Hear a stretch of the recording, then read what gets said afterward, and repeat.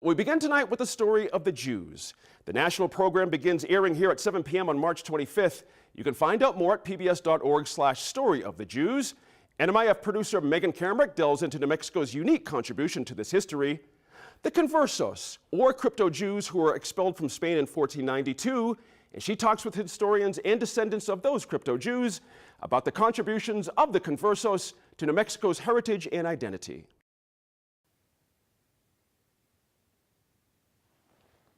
Who am I? Ever since I was a child, this question has always just been inside me intuitively. I have always sought the answer.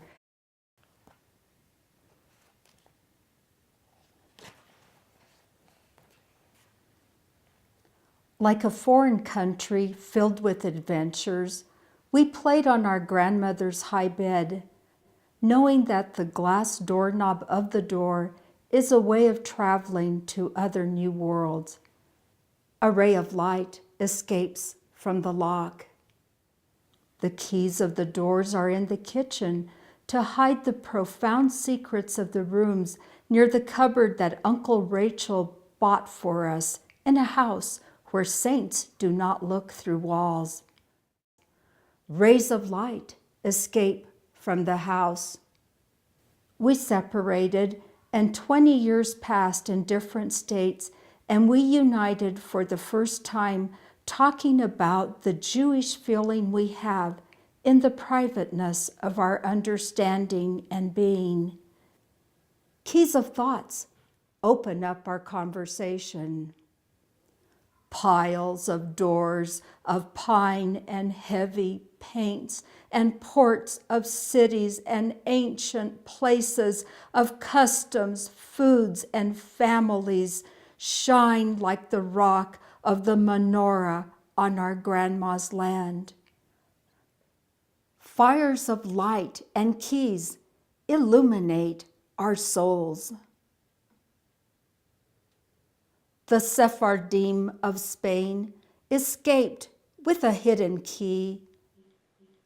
And I know, deep in my bones, that this same key was lost, and that now we have found the key to the sleeping neshama.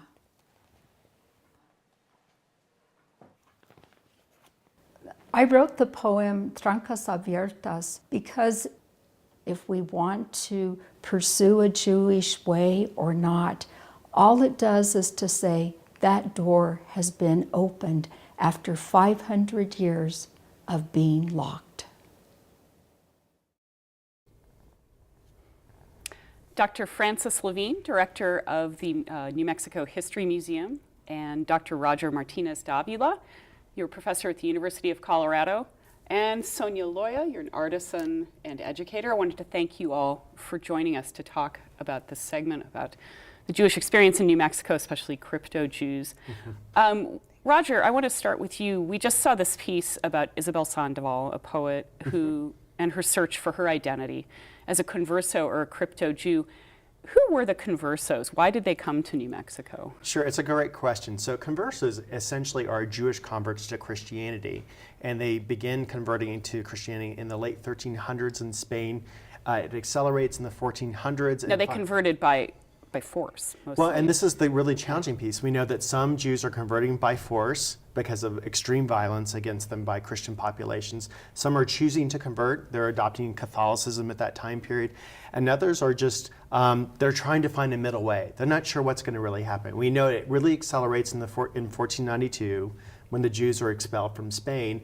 And finally, when we get to the Americas in the 1500s, some Jewish converts to Christianity, these conversos, are traveling with the conquistadores, with the colonists that are coming into Mexico and New Mexico in the 1500s, secretly as crypto-Jews, kind of still practicing some religious beliefs that are Jewish, and others are kind of full-blown Catholics that are they're of a Jewish ancestry, but they've moved on. So it's a really complicated population. So some of them were outwardly practicing Catholicism, maybe secretly holding on to traditions. Some are sort of nominally practicing Christianity to fit in. Well, and this is really, I think, reflective of what's happening in Spain. So we want to contextualize in that way.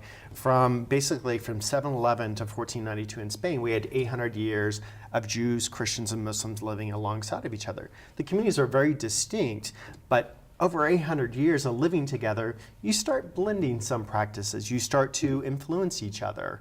And what's interesting then in the Americas is that, well, that's all over. By the time we hit 1492, when the Americas are discovered or encountered, as well as the expulsion of the Jews, that time period is over, and now all of a sudden people are really kind of hybridized individuals. There are all kinds of pieces inside of them, maybe distinctly Catholic, maybe distinctly Jewish too. And there, go ahead, Fran. Well, if you look at the ship's manifest, you're not going to find anybody after 1492 who says, I am a Jew. Okay? I am.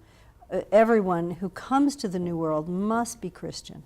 Everyone who's in a Spanish possession must express that Christian identity. So that's the point at which the Christian identity begins to overlay and become dominant over how you live outwardly in the world. And we should say that Spain was ruled by the Moors for hundreds of years. Absolutely. And So that's one aspect. And then it's what we're talking about is a period when the Christians then drive the Moors out, take control.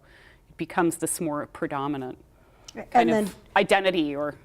Sure, and then in 1492, when the Jews are driven out, those who stay are outwardly Christian, but may be practicing Judaism in their homes, and others may be so thoroughly Christianized that they're not practicing Judaism. So what comes to the New World with the conquistadors, with the explorers, are people of, I would say, already hybridized identities.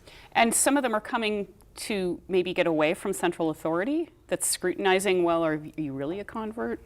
Well, I think that's always the case, and I think so few people realize that the Inquisition was here in New Mexico, and that Inquisition officers were part of examining people's claims, and it was also a political tool. The Inquisition is very much a political tool here in New Mexico. And we have one particular governor and his wife in the 1660s who are accused of being Jewish. And then when you review the trial record, the behaviors, people are desperate to try to define why these people are so different. But the behaviors they describe are not anything that you would think of as Jewish practice. Doña Teresa Aguilera Roche, the governor's wife, is accused of reading books in a foreign language and laughing. Well, she was raised in Italy. She was raised in Cartagena. She is a woman of the world. Her mother was Irish. So yes, she's reading in other languages. Here in New Mexico, people probably didn't read in Italian and English. So it became a way to, like the Salem witch trials a little bit, to name your enemies and persecute them if you could accuse them of being That's Jews. right. And we should put it in this broader kind of framework too, which is what was the Inquisition about? So it's a Catholic institution founded in 1478 in Spain. In 1480 it goes into implementation and will exist all the way into early 1800s. So as we know, Spain is its own kind of proper entity, while all of its dependencies, all the way to the Philippines, to Mexico and South America. To India. Yeah, that's right. To Goa. To Goa under the Portuguese, they're actively pursuing cases of heresy. So these are specifically Catholics that can be investigated. So if you're Jewish, openly Jewish, there's no jurisdiction over you by the Catholic Church because you're not a member of the faith. So this is important.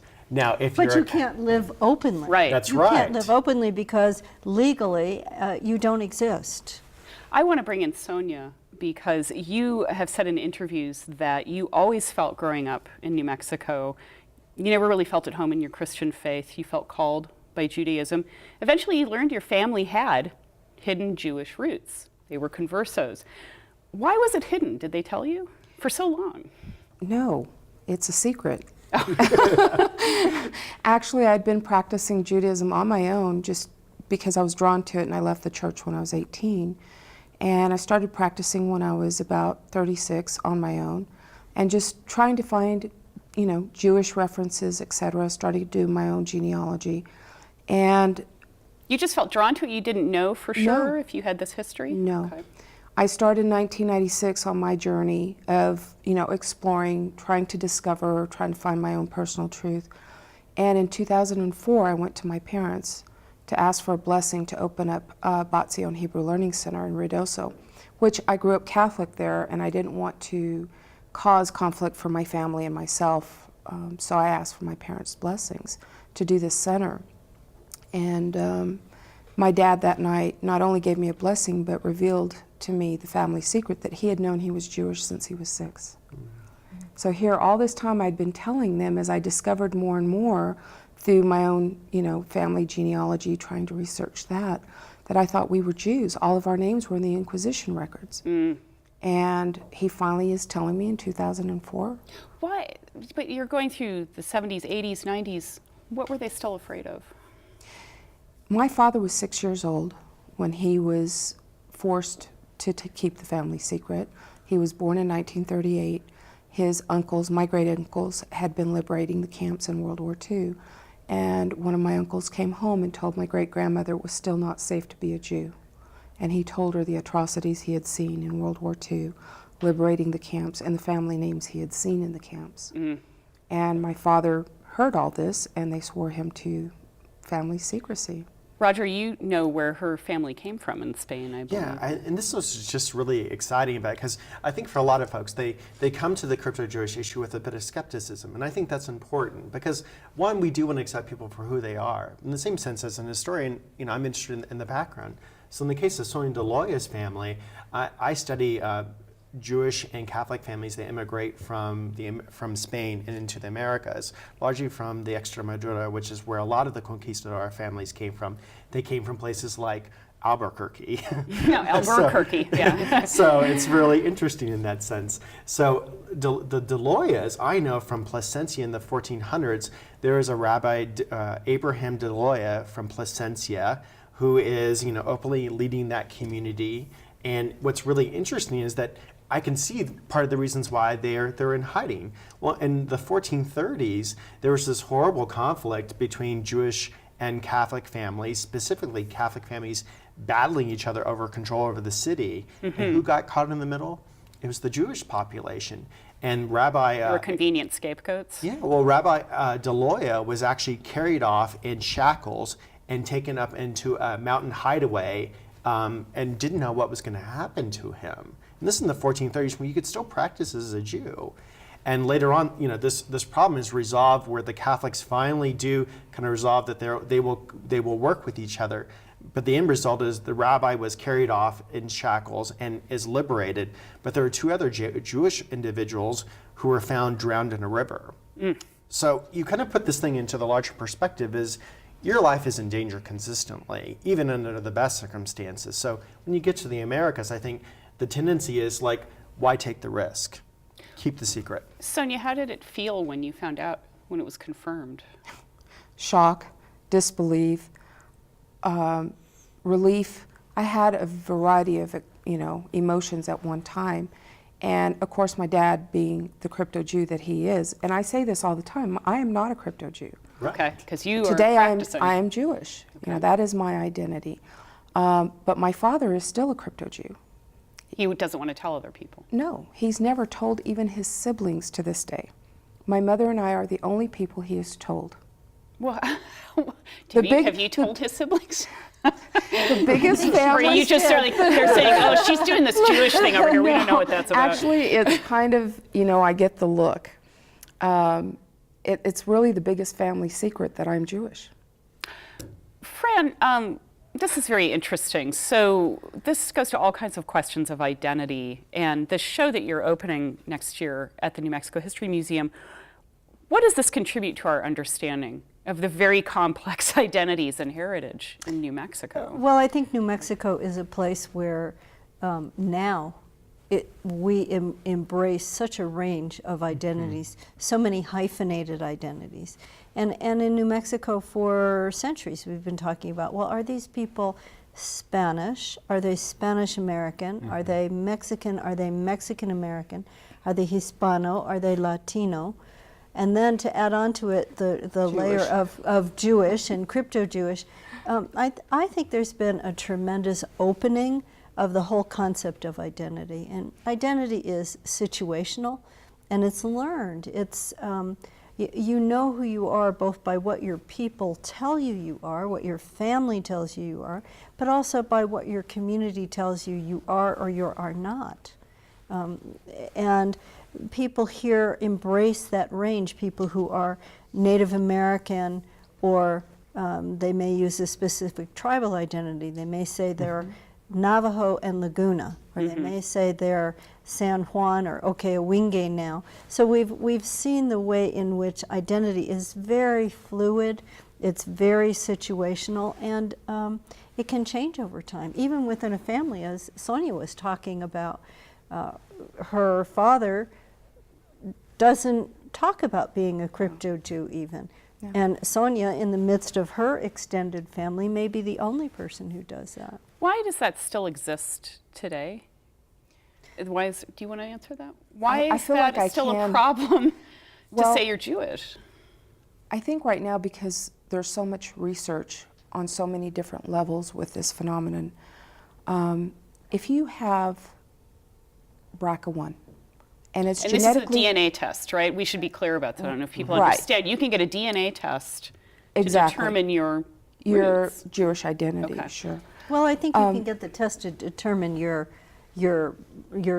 blood lineage, your genetic lineage. That won't tell you what your identity is. No. No, I'm sorry, you're right. Okay. Okay, yes. But you have genetics, you know, as far as your DNA.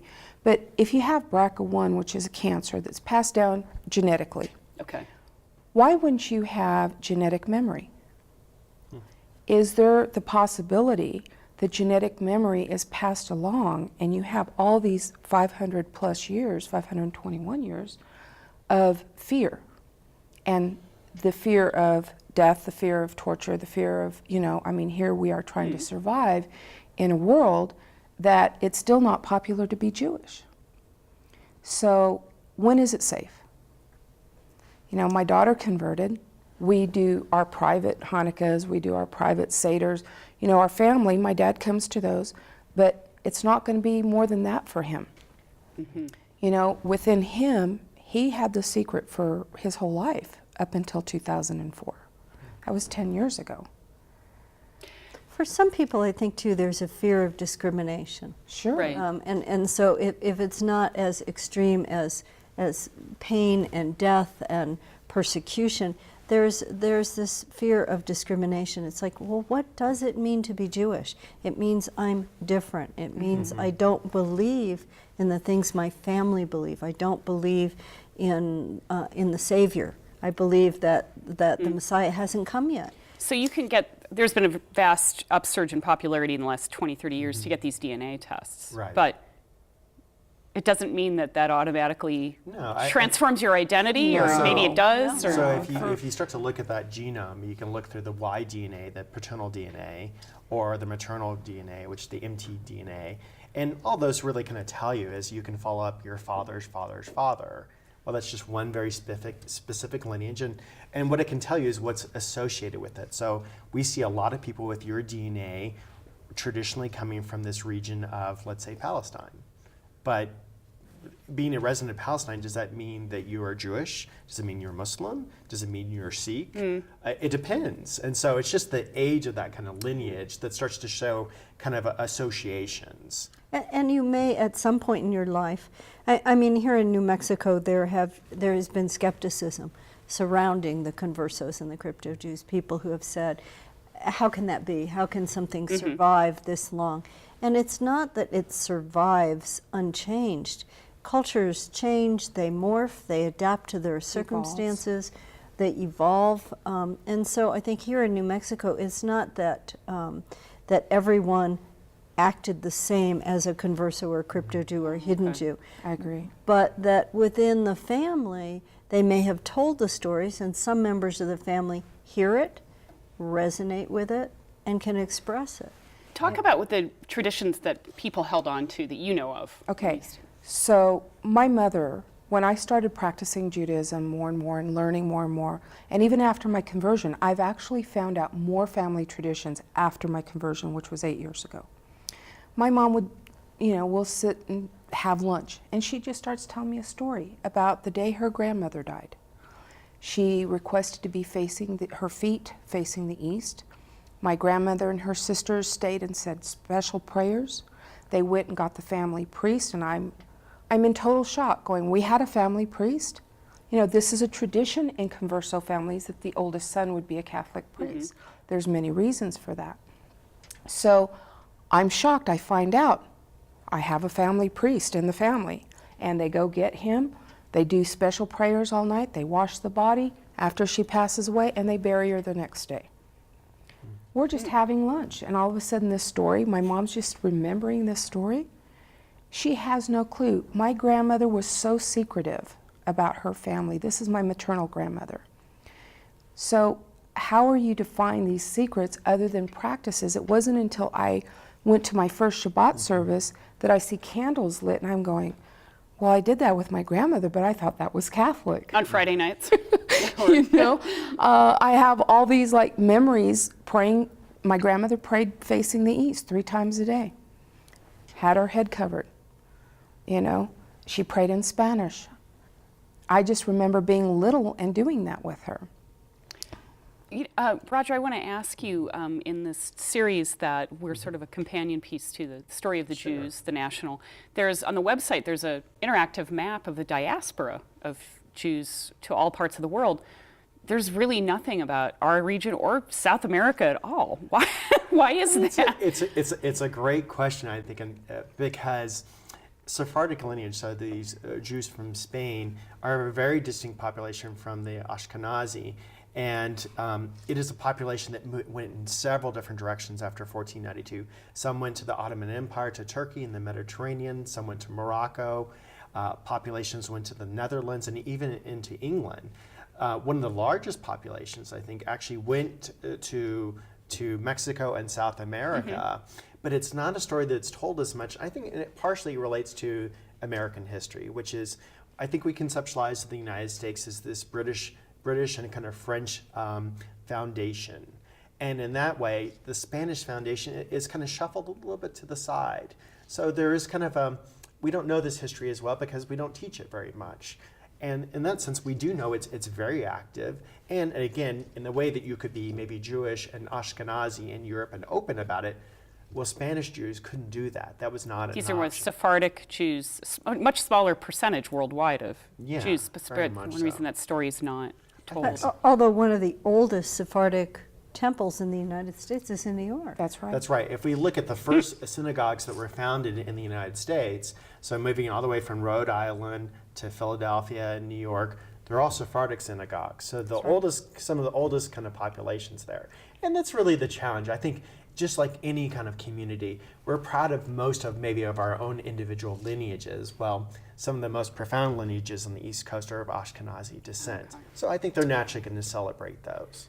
We're coming to the end, so I just want to turn to Sonia for a final question. I'm curious now, you are a practicing Jew, and given sort of these distinctions between Jewish communities, we had Jews come here as pioneers who were practicing in the 19th century and onward. How much do these communities intersect when you go to a synagogue? What's your experience now? 15 years ago, it is totally different than it is today. Just today I went to morning minyan. I was a little bit, I was actually on time, so that means I was early. I was one of the few women, the only Hispanic. By the end of the service, I turned around and the back rows are filled with Hispanic families that have converted. I'm seeing that more and more, especially here in the Southwest. We've done enough education that rabbis are beginning to open their doors, and it's not so much a secret anymore. The secret's out, and the doors are opening, and I think that's very important.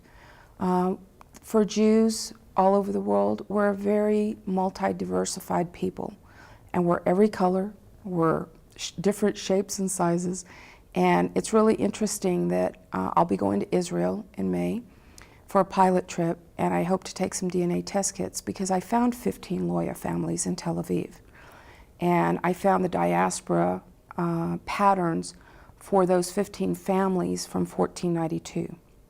And they did go to the Ottoman Empire and to Portugal and Morocco. So I have a long lineage of Loya rabbis in Morocco, in Turkey, in Bulgaria, and back to Israel by the middle of the 1500s. There's also an ancient Loya synagogue.